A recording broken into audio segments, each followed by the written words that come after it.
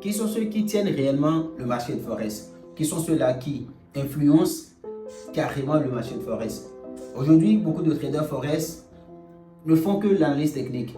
Ils ne veulent même pas entendre parler de l'analyse fondamentale et ils préfèrent faire que l'analyse technique pour spéculer et générer le maximum de cash qu'ils se veulent. Ils ne sont pas condamnés. Mais à mon humble avis, je crois que c'est une faute grave. C'est une faute professionnelle que commettent ces traders-là. Parce que je ne conçois pas comment des traders de devises ne se mettent pas en coalition, ne cernent pas en réalité ce qui motive en vrai l'action des prix sur le marché de devises. Or, c'est la base.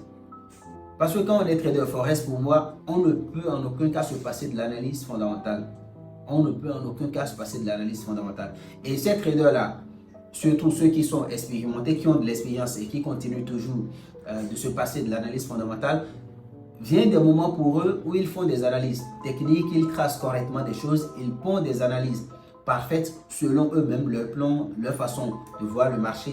Mais lorsque le fondamental sort, lorsqu'une annonce économique sort et se montre en déphasage avec leurs prévisions, ils voient que l'analyse qu'ils ont eu à faire s'invalide facilement.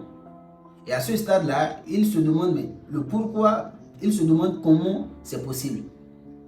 Ça a été possible simplement parce qu'ils n'ont pas tenu compte de ce qui motive réellement le marché des devises. Ils n'ont pas tenu compte de la matrice de ce marché-là. Moi, je crois que ce n'est pas bien que pour réussir. D'ailleurs, pour faire long feu sur le marché de Forex, on ne peut en aucun cas se passer de l'analyse fondamentale.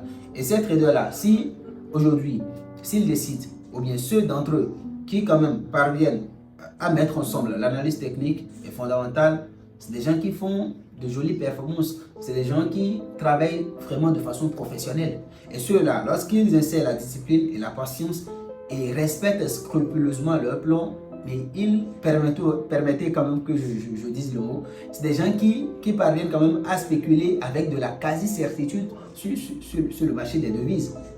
Et ici, quand personnellement je parle du fondamental, je ne fais qu'allusion à un élément essentiel, lequel, la banque centrale. Parce qu'on ne peut pas faire du forex sans les banques centrales. Les banques centrales, c'est des institutions publiques qui s'occupent de la gestion de l'argent et qui contrôlent la circulation de l'argent d'un pays ou bien dans un pays. Leur politique monétaire consiste à fixer des taux d'intérêt. Et ces banques centrales-là, ce sont eux qui influencent le marché du forex. Si le contenu que je viens de donner vous a plu, abonnez-vous massivement pour que dans la vidéo prochaine ou bien dans la prochaine vidéo, je vous donne une liste exhaustive de ces 9 banques centrales-là qui influencent le marché du forex et plus loin, comment comprendre et interpréter ces annonces économiques afin qu'il y ait une cohésion professionnelle entre l'analyse technique et fondamentale.